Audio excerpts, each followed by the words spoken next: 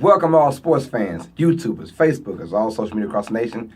This is Uneducated Sports Talk. I'm your host, Clayton. Also, check out Uneducated Network. Both shows are on YouTube. Please like and subscribe to both shows to get my shows and many other shows on the Uneducated Network. And just check out my show for just sports content on Uneducated Sports Talk. That being said, this is our Week 4 recap. Let's break it on down. Look, another tough week for us when it comes down to the pick'ems. And it's been tough. This week we went 8-7. We'll talk about the games that we won and the games that we lost. Overall now, I'm 33, 28-2. That is not a really good number. But had a high week last week going 11-5. This week went 8-7. Things should get better though. But it tells you the parity of the league is big and everyone's so close. And any given Sunday, we learned that from last week when the Buffalo Bills defeat the Minnesota Vikings. So any given Sunday, anyone can win. Let me get out the way so y'all can see the Uneducated Network sign. That being said, and it's still there, my head is just big. Let's get into it, guys. First game, Vikings at the Rams. This was basically the marquee game, and it was on a Thursday Night Football. This had to be the first Thursday Night Football that had the big. It was huge. One for fantasy wise. I mean, this has to break the records for most fantasy yards. Most fantasy points out of one Thursday night game. Vikings and the Rams were putting up astronomical numbers. We had the Rams win this one, and they did. 38-31. Everybody went off for the Rams. If you just think about it, Jared Goff had a huge game. Kupp and Gurley. Everyone's getting involved in the offense. And right now, I knew their offense came to the plate, and I knew their offense would be good, but not this damn good. You got Brandon Cooks, Robert Woods. They're all in sync, man. This team looks very unstoppable on offense. Now, they had played 3 out of the first 4 games at home. They haven't even left the LA area yet. So when they start to travel and things like that, we'll find out what the Rams team is really made of, because now you have Talib, who's out basically for the season on IR. Peters is still a little shaky. He played in the last game. So we're going to find out what the Rams are really made of once they start going on the road and having to travel. But as of right now, they look good. That offense looks really great. The Vikings, you had Kirk Cousins put up big numbers as well, but those guys, Kirk Cousins and Jared Goff, that was just a matchup in heaven in this particular game. Both defenses have major concerns. That's back-to-back games for the Vikings where they just look very, very out of whack. You thought with the Bills going in there and whipping them up, you knew the Rams were going to put up points, and they surely did. That Vikings defense might not be as good as we were hoping or expecting to be. Texans at the Colts. We had the Colts win this one, and they did not because their head coach, I'm not going to be harsh and say an idiot, but at the same time, if I'm a Colts fan, I'm ready to fire this guy ASAP, like right now. Let's get rid of him, man, because, look, Rice just basically cost his team a game. Now, they win in overtime, and they lose 37-34 to Deshaun Watson and the Houston Texans. But, man, they could have easily come out of the game with a tie. But he's one of the coaches who said he's not going in for a tie. We're either going to win or we're going to lose. And as a fan base, I'm like, no, a tie is also better than a loss. Let's get that twisted. It comes in handy. Say if you're 9-6-1, you will get in before that team that's 9-7. You're 10-5-1, you'll get in before the team that's 10-6. Think about that. That comes into play all the time. So he did not settle for a tie. He wanted to either win or lose the game, and guess what? They lost the game. They go in overtime where the Texans should have easily won this game, but their defense and their offense aren't on the same pages these last couple games. But the Texans go on there and into overtime, and the game is going to a tie, pretty much. Both teams hit field goals, and now both teams can't score, excuse me. And then the Colts get the last chance. It's 4th and 4 on their own 40. We all know what happened. They go for it anyways. They miss it. One play to Deshaun Hopkins. To Hopkins from Watson for about 20-plus yards. They're in field goal range. Boom. Field goal. Game's over like that. Could have easily had a tie. That guy, as a Colts fan, if I was a Colts fan, I would be mad. I can't explain the words. I'll be PO'd. But nonetheless, the Texans do win by a score of 37-34 in overtime. Packers host the Bills, and they basically dismantled them. We had the Packers win this game, but they dismantled the Bills by a score of 22-0. The Bills' offense could not get anything going. It wasn't the Packers' defense. It's the Bills' offense. They're just horrible. They showed a little spark last week against the Vikings, but that might be an indictment of how bad the Vikings' defense really is now. I don't know. But they go into Lambeau Field and can't put up a single point. And, yes, I had the Packers' defense on my fantasy. They gave me 59 points. Yes, 59. You're not hearing a typo. It's 59 points they gave me from a defense. Packers win 22-0. Aaron Rodgers has a so-so game, not one of his best games at all, but he didn't have to do too much with the Green Bay Packers defense, clicking on all cylinders. The Bills just have a lot going on, man, and it's going to be, they did get their first win, so they're not going 0-16, so to the Bills, they deserve that, if anything. Packers win by a score of 22-0, nada. Buccaneers at the Bears. The whole fiasco with Jameis Winston against Ryan Fitzpatrick. Fitzpatrick came in and had a decent game Monday Night Football. A lot of things went his way. A lot of things didn't go his way. So then that was just the opening of, should Jameis Winston start for Week 4? Well, Dirk Cutter on Sunday says, hey, Ryan Fitzpatrick is going to start Week 4. And against a vaunted Bear defense, yes, Khalil Mack joins this Bears defense, and now they are just troublemakers. Let's just say that. This is a really good Bears defense, a really good Bears team. Oh, by the way, Mitch Tribusky put up 6 touchdowns. Wow. Did not see that coming. The Bears blow out the Buccaneers 48-10. Ryan Fitzpatrick, he struggled, but the whole team pretty much struggled. Jameis Winston comes in after halftime. The score, I believe, was 38-7 at halftime, something in that range. It was just bad for business.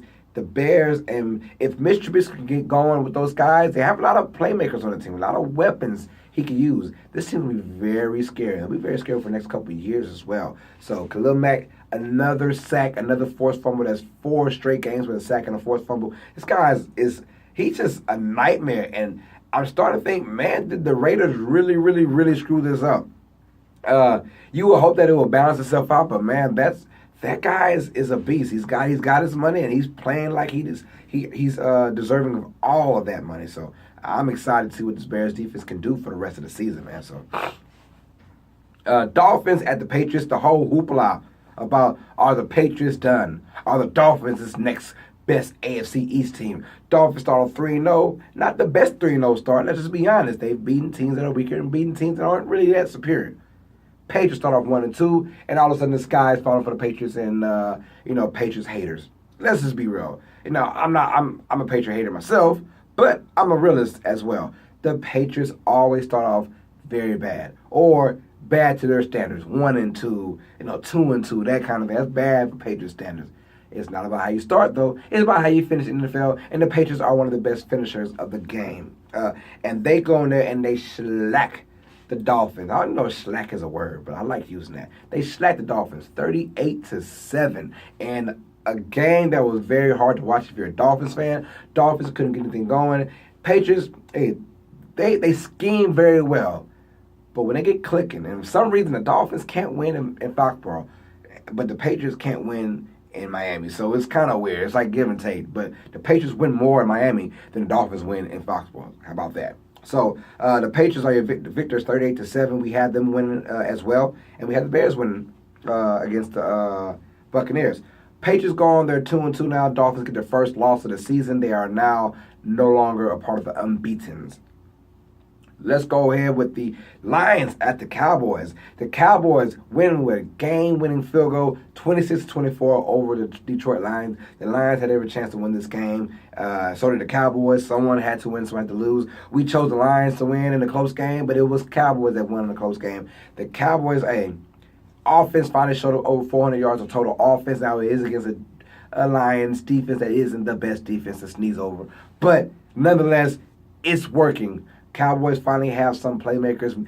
Can they continue that and put that to use? We'll find out. They have the Texans next Sunday Night Football, so that'll be a very good one right there. But I do believe the Cowboys will make strides over the next couple of weeks and integrate their team. Jerry Jones had the audacity to say that the Rams, the Cowboys are just as good as the Rams. And I'm like, yeah, pump your brakes, brother. Yes, you played a good game with them last year, but this is a totally different Rams offense when you add in Brandon Cook and another year under Sean McVay's offense. So pump your brakes. The Cowboys did look good, though. The passing attack looked good. Running game was looking good. Ezekiel Elliott, over 250 yards of total offense, 120-something yards rushing, 88 yards receiving, touchdowns on both ends. And Zeke is back. If you feed Zeke, Cowboys will have good things coming their way. I promise you guys. Keep feeding Zeke and you'll be okay. They win 26-24. Bengals at Falcons in a crazy, crazy shootout. We're kind of accustomed to seeing that to the Falcons now. Their defense is just horrible, but their offense is wonderful when they play at home in that dome and that fast turf. I mean, their offense, we saw the shootout last week with the Saints, and they lost. How you score 37 points and lose? I mean, well, this time they scored 36 points and lost. They lose 37-36 in the final seconds against Cincinnati Bengals. This Bengals defense, this Bengals team, is nothing to sneeze over. I keep saying sneeze over. I don't know where I get that from. But this Bengals team is good. 3-1 now. Falcons fall to 1-3. And now the sky is kind of falling in Atlanta because their defense is not going to get any better anytime soon. Devontae Freeman's still out. The running game is okay. Their offense is not the problem at all. Calvin Ridley looks like he's going to be a stud or a star, something like that. We're going to find out. But their defense is horrible. They got a lot of guys missing, though. We do know that. We know that Deion Jones is gone. Keanu Neal is gone. But you hope that Deion Jones, those guys can get back and they have a decent record. Because as of right now, the sky is falling and they continue to lose tough matchups. They'll be out pretty damn quick. And as a Falcons fan, the Super Bowl is in Atlanta. You want to be the first team to host the Super Bowl. And it's looking like they're not going to do that. The Bengals come in there. They're looking pretty good, though. Look, the defense is a good defense, but Atlanta's is a great offense right now. So it's not indicted to what their season's going to be on defense because Atlanta's just scary good at home. But to see the offense, no matter who you're playing, yes, it's against Atlanta banged-up defense, but no matter who you're playing, you score 37 points, you're doing some good things. And Andy Dalton, he's not a horrible quarterback, but he's not a great quarterback. He's right there in between good and horrible. He's like solid. He's a solid quarterback. And he's shown it this year. You get Ty Boyd together, and then you get A.J. Green. Got this team going really good. Now, Tyler Eifert did break his ankle. He is out for the season. And sorry to see that again because the guy is tremendous talent, but he just keeps getting hurt. And it was very hard to watch seeing that scene. So we hope that he's getting better, and, we're rooting for him to come back better and stronger for next year. Bengals fans, there's still hope. 3-1, and right now they sit atop of the AFC North. And it's looking like this Bengals team might be for real. I'm just saying. And they're a very scary team. As long as their offense continues to click, because their defense will be good. Like I said, Atlanta's just a really good offense. But the Bengals, they have studs on offense, and Joe Mixon isn't even really playing. It's Giovanni Bernard, pretty much. So once Mixon comes back from his knee injury, you got some really, really good things going on in Cincinnati. They'll be a scary team to face come the end of the season. Jets and the Jaguars, we had the Jaguars win this one, and they did 31-12. Leonard Fournette played probably the first two quarters, 11 carries, 30 yards. He called it quits. The hamstring is just not right, so he's still kind of hurting. This team is good, and their defense is going to carry them for the whole entire year. Without this defense, this would have been a much closer game, and I'm starting to feel bad for Sam Darnold. I really am. That first game, it looked good against the Lions. He threw a pick six, his first pass of his career. But after that, things started clicking. This Jets team, their defense is solid. But their offense is going to steadily put them in bad positions, and they'll be scored upon pretty quickly in these now. The Jaguars, they are Jekyll and Hyde when it comes to offense. You put up major yardage and points against the Patriots, but then you backdoor and get a loss against the Titans while only scoring 6 points. And now this week, Blake Bortles looked good again. Had D.D. Westbrook looking good as well. And T.J. Yeldon, if you have him on fantasy, keep him because he's going to get a lot of carries, a lot of handoffs going on. And the Jaguars win 31-12, basically an easy victory over the Jets. So Jaguars are looking good. 3-1 to start the season off. That's all you want. You want to win the first quarter. Teams are winning their first quarter 3-1. Those are the teams that are setting themselves up for future greatness for this particular season. Let's go ahead with the Eagles at the Titans. Another overtime game we had, and the Titans come out victorious in a crazy overtime. The Eagles, the whole entire game, pretty much into the third quarter, were dominating. At one point up 17-3, and you figured just another typical Eagles kind of victory, playing good defense. Offense will catch up once their weapons come back. Alshon Jeffrey, he came back his first game, and he balled out with a touchdown and a bunch of catches. And then we had the Titans, who rallied with Marcus Mariota, who's having a hand issue. But he comes in and rallies the troops. And Corey Davis, who was a top 5 pick last year, it might be time for him to show why he was drafted so high. He had a great game, 10 catches, over 160 yards. And this team looks pretty good, the Titans. That defense is stout. We know the defense is going to come to play every single game. But what about the rest of the team? The offense, the weapons. Derrick Henry is just looking not good right now. So I had Derrick Henry on my fantasy. He is no longer with me. but he's not looking good. Deion Lewis is getting the majority of the carries. But if Marcus Mariota can get that passing game going on, because Marcus Mariota is a talent. He's a talent. Now, I will put him above Andy Dalton. But still not good, but not horrible. But he's a nice talent.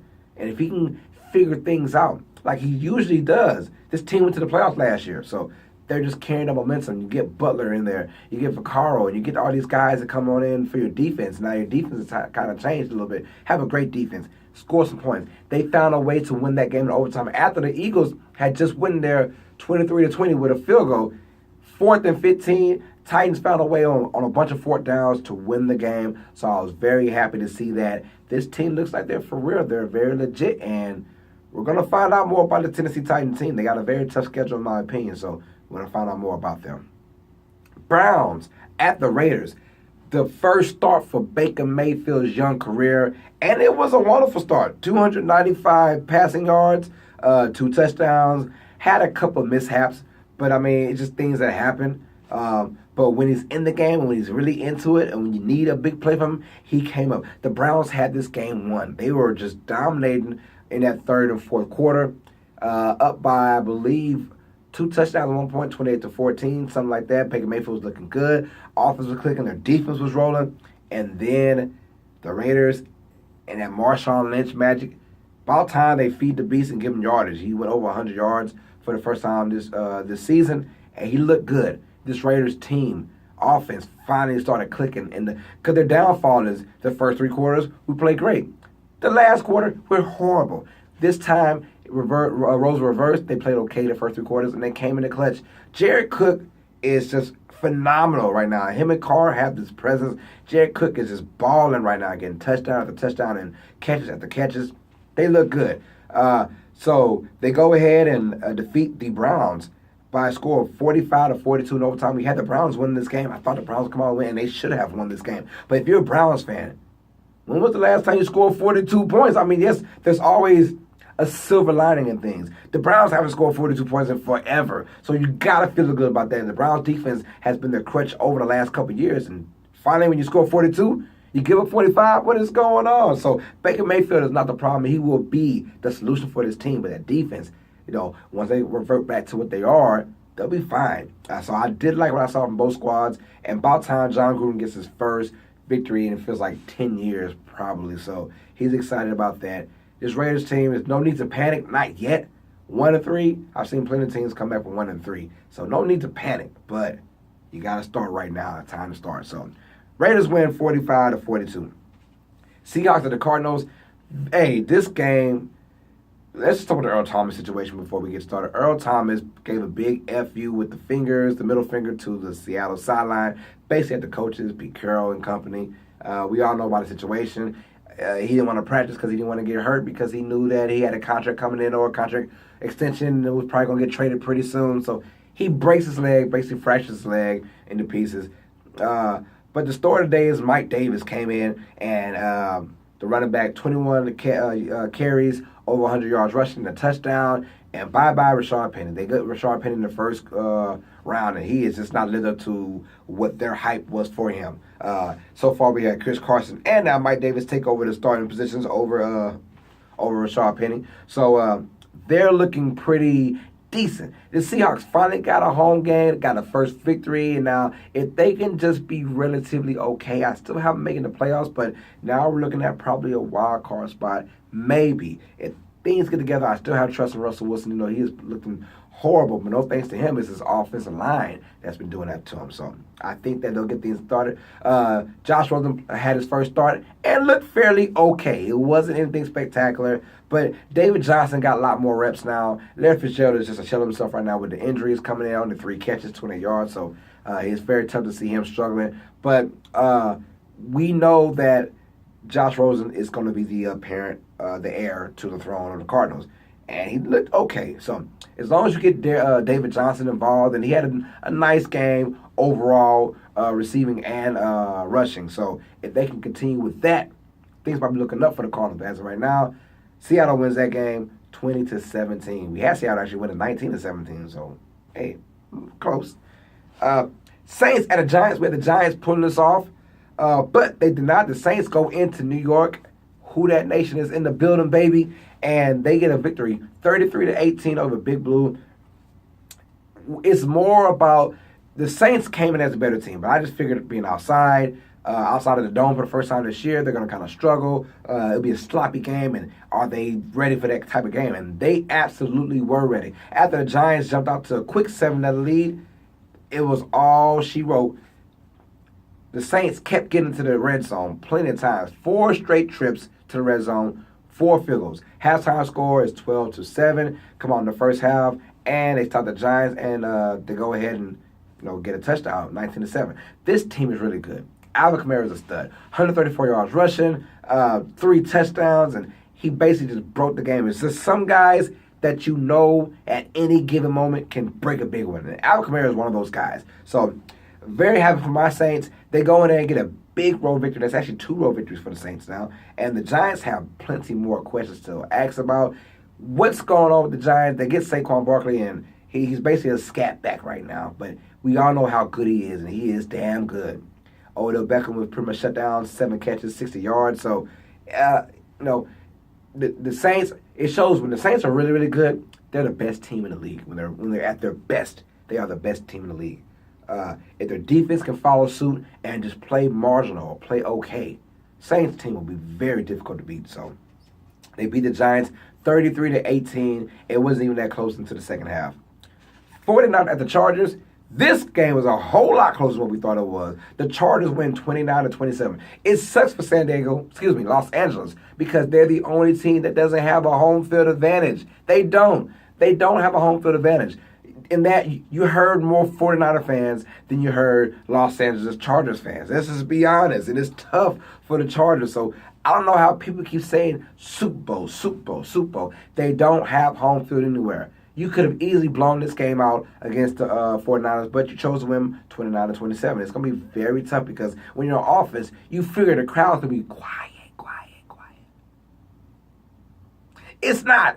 It is loud. When you're on offense, there shouldn't be any noise. Those 49er fans, and they roll deep. They're in there deep, and they're in there loud and proud. And C.J. Beathard gets his first start, and he looked pretty well. This 49ers team isn't going anywhere. They're just not going to just lay down for anybody. It's still the NFL. This team has some playmakers on their squad. I do like what the 49ers are doing. Yes, your boy Jimmy Garoppolo gets hurt, but the life goes on, and things happen.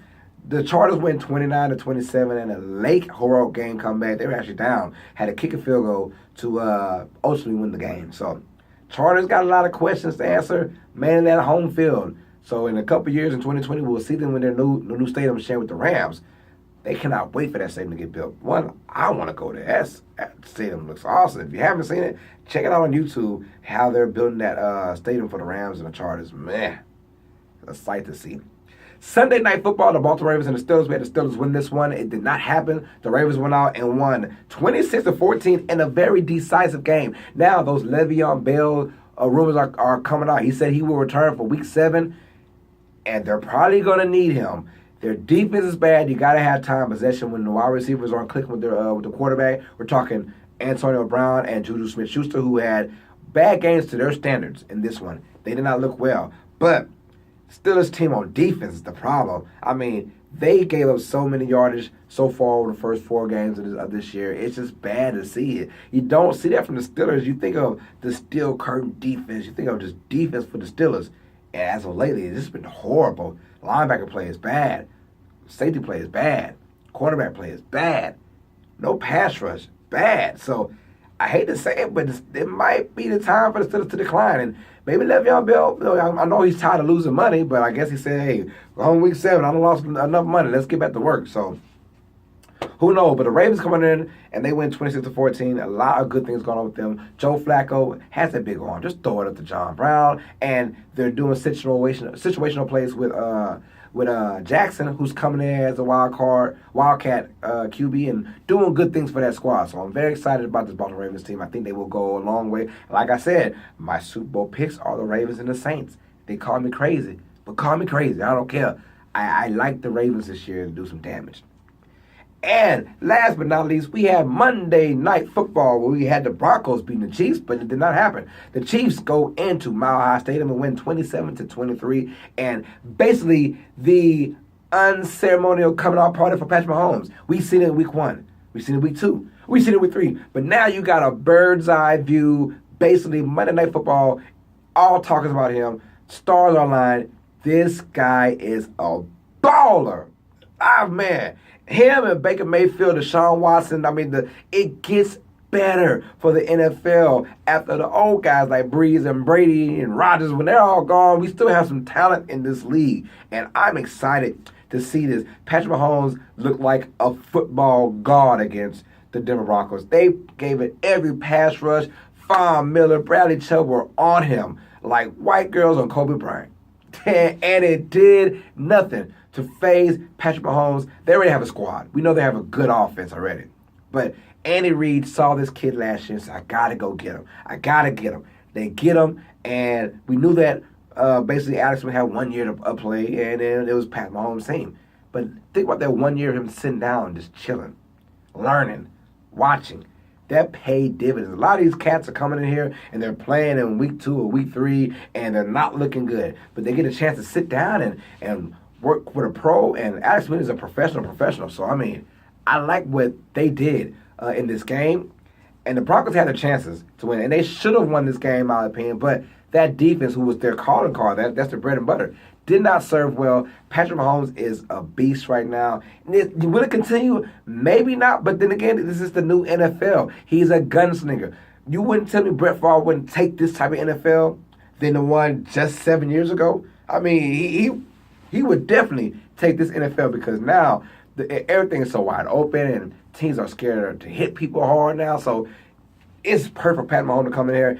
But his escape mobility is what's helping him out right now. Any average quarterback would have been sacked probably 8 times in that game. Him, he goes in the pocket, he goes out the pocket, and you cannot sack him. And he makes the best, craziest plays of all time. So I do like Pat Mahomes. I like his gunslinger mentality. I like his I don't care, I'm getting this first down mentality no matter what.